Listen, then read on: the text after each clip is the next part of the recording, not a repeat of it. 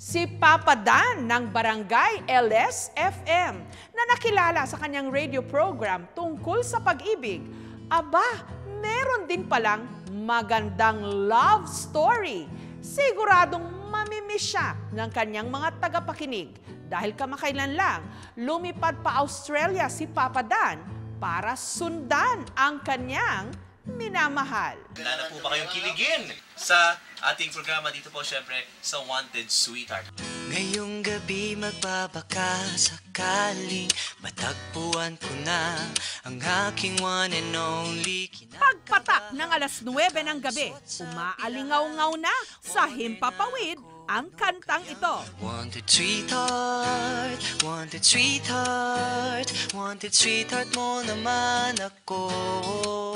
Hudyat ng panibagong pag-asa sa mga single na gusto nang maging taken.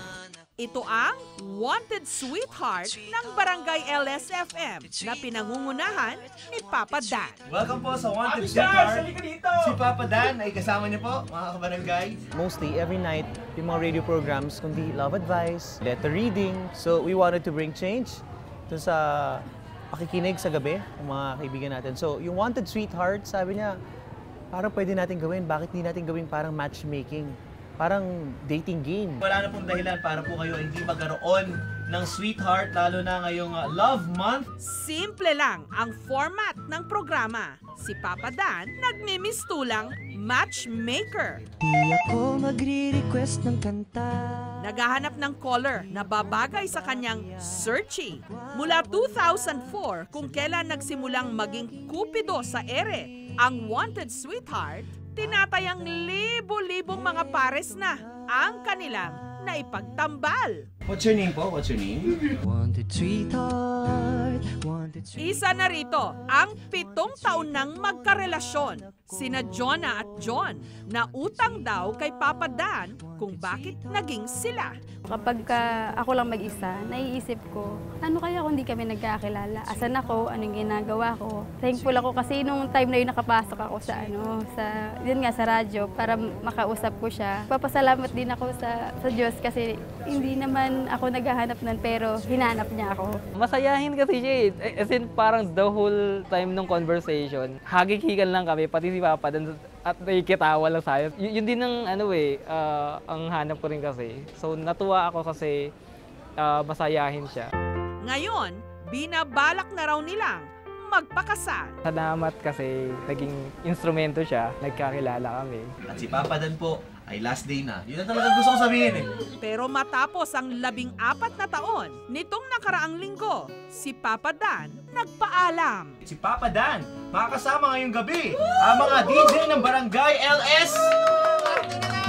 Wanted sweetheart. Si Papa Dan kasi gusto na raw lumagay sa tahimik dahil nahanap na niya ang kanyang sweetheart na nagkataong wala rito sa Pilipinas, kundi nasa Australia, si Joanne. Baka this time, ako naman, para sa akin naman, and my personal happiness, I've reached the stars and I think it's time to chase my own happiness this time and chase a new dream.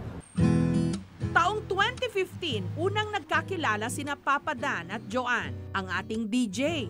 Aminadong na love at first sight kay Joanne. Kahit batikan na si Papa Dan sa usaping pag-ibig, nung una raw niyang nakita si Joanne, natameme siya. The first time na nagkakilala kami, I did not ask for her number.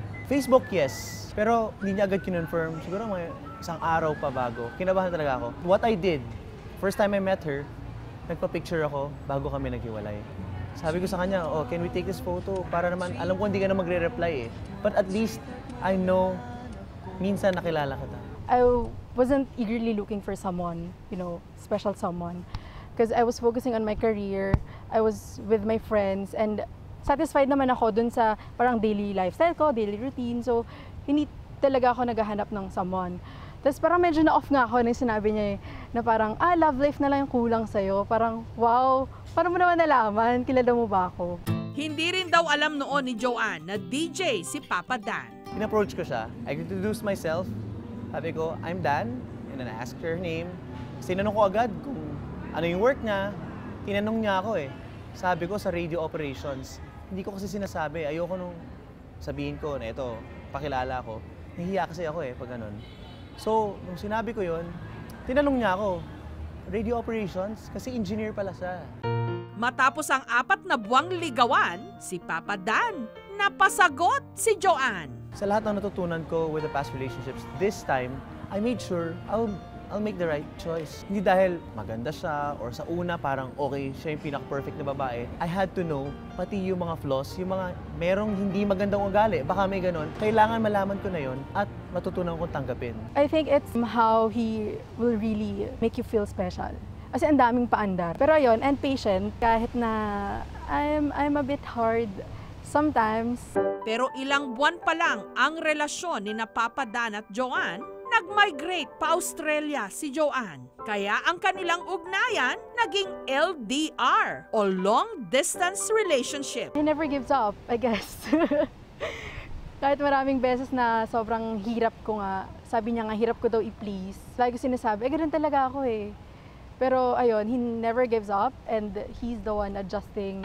At dahil si Joanne na ang the one para kay Papa Dan, nagdesisyon siyang iwan ang buhay at trabaho dito sa Pilipinas para makasama si Joanne sa Australia. I will be with her doon or kailangan ko bang pumunta doon? It's not even a question. There's already an answer. Nung nalaman ko na doon siya, parang automatically, I have to be with her. Parang nagkaroon ako ng question na ito pa rin ba yung dating Barangay LS? Pinupuntahan ko everyday.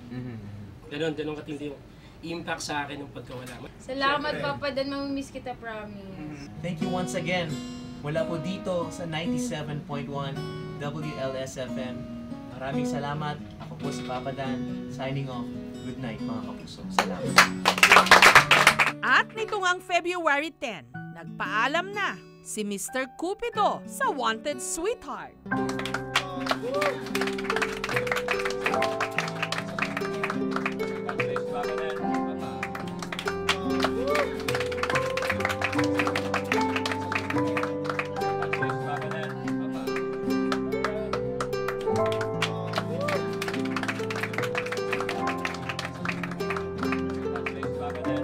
Ako, Papa Dan, gabi-gabi ikaw ang nagbibigay ng pag-ibig sa aming lahat.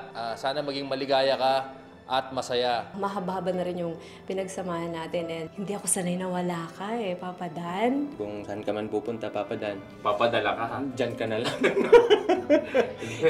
Ingat lagi. Mahal ko po kayo lahat. Salamat. Good night. Nito lang Lunes ng gabi, ang kanyang flight pa Australia. Hindi raw ito alam ng kanyang nobya. Surprise para sa kanya. So ngayon, nandito na ako sa NAIA and I'm excited to get on the plane and I'm about to check in right now and I'll see you in Sydney. I'm really excited for Valentine's Day.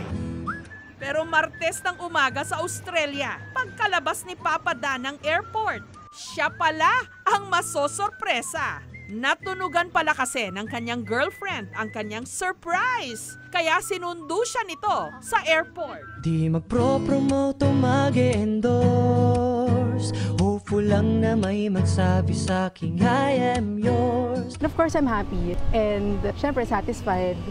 Andito na nga ako, diba? Tapos susunod pa siya. So, win-win for me. Kahit ilang beses na raw nakarating ng Australia si Papa Dan, sa pagkakataong yon, iba ang kanyang naramdaman. The adjustment is big. Sobrang iba sa Pilipinas. Pero alam mo, yung feel mo at home ka pa rin. And syempre, wala nang mas at home pa kundi kasama mo yung taong mahal mo, di ba? Nagbabalak din daw ngayong mag-apply si Papa Dan bilang radio DJ sa Sydney. Aminado si Papa Dan, ilang araw pa lang siya sa Australia, namimiss niya na ang Pilipinas, lalo na ang pagkaing Pinoy. Ngayon naman, kami ang sosorpresa kina Papa Dan at Joanne. Dinner sa isang Pinoy restaurant sa Sydney. Wanted sweetheart, wanted sweetheart, wanted sweetheart mo naman ako. It's being selfless right now, so giving up everything for me. Lahat naman yung ginagawa ko is for us and for the people that we love. Thank you for trusting me. And thanks for accepting me. And you know, I will not stop until you're proud of me. Ang pag-ibig nga naman, Kahit saan, susundan. Wanted sweetheart mo naman ako.